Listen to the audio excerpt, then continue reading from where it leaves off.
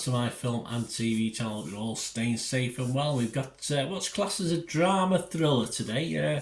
I think more the drama than the thriller, but yes, that's what it's classed as. It's British as well, so it's always nice to watch a British film.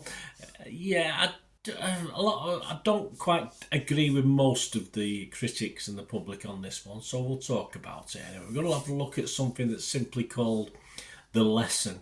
Please, if you're new to the channel, push that subscribe button, push the bell notifications, everything film and TV, reviews like this, information vlogs, previews, lots of different things.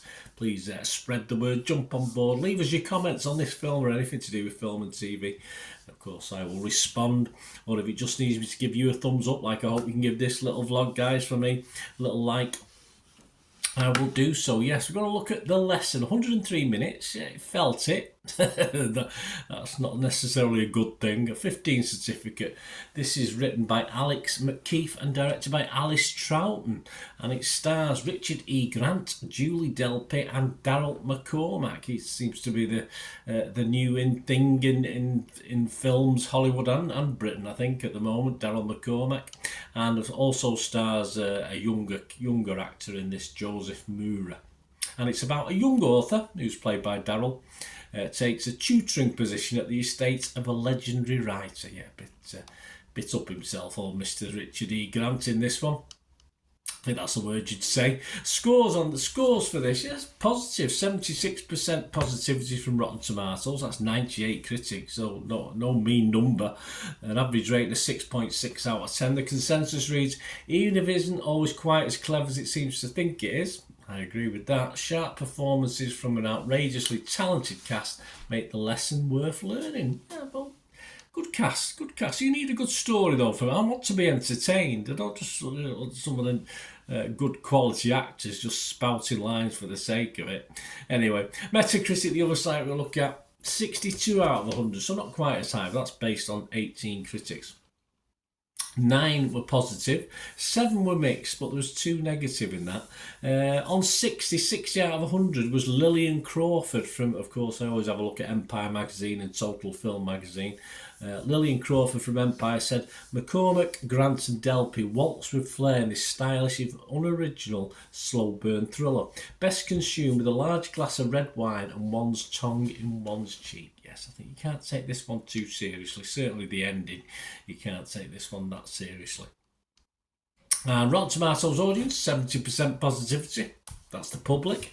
Internet Movie Database, almost 1,000 scores and reviews as I'm recording this on the 30th of November 2023.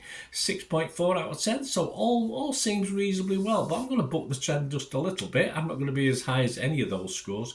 I agree with the criticism and the consensus there of it's not as clever as it thinks it is, this one, and it is a slow burn, and you've got to like slow burn to like this, and you've got to probably like the actors as well. There is a little bit of eroticism in it, in small doses. Of course, older woman, younger man, sort of Mrs. Jones sort of thing. No, never quite overdoes it though. It just sort of tinkers with it a little bit, and it's obviously not in your face, which is fine. But it's good because the drama sort of moves along, or it does creep along. It's a little bit creepy. You want to know what's going to happen. That's the thing with these sort of slow burn things. It doesn't get you to. It never got me to the stage of wanting to turn it off because, as I say, the acting was very good. So overall, but it does creep along just a little bit. I'm not a particular McCormack fan. I think I've said this before when I've seen him in things, TV series and films. He just doesn't. He's not really an interesting person for me when he plays his roles. He just lacks a little bit of screen presence for me. He lacks a little bit of character in himself to portray roles, but plenty do like him. I mean, you know, that's just me. That's just a personal opinion. But this role was okay for him, and he was not out-acted either by Delpy or by E. Grant in this one. And I think the chemistry sort of worked as well between all three. I thought the chemistry was fairly good. So that helped, as I say. I'm not his biggest fan, but I think this was a reasonable role for him. The role he was playing in this was pretty laid back anyway, and that's how I think of him when I watch him. I watched him in a recent series about the in Ireland. Is it Woman in the Wall? Was he in that? And I just found him very bland. And he's the same in this. You know, may as well be the same character. But hey, so let's not pick on him anymore. I just don't think he's as good as perhaps people think he is, or I don't think he is anyway. I just think the whole thing just lacks a little bit of oomph, and the conclusion is all a little, pardon the pun, all a little bit wet, the conclusion, which I was a bit disappointed with the ending, in fairness. But as I say, it wasn't total disaster getting there. But as a stage play, if this had been on stage, it's more a stage play feel. I've not read that it's based on a stage play, but I get that feel from it.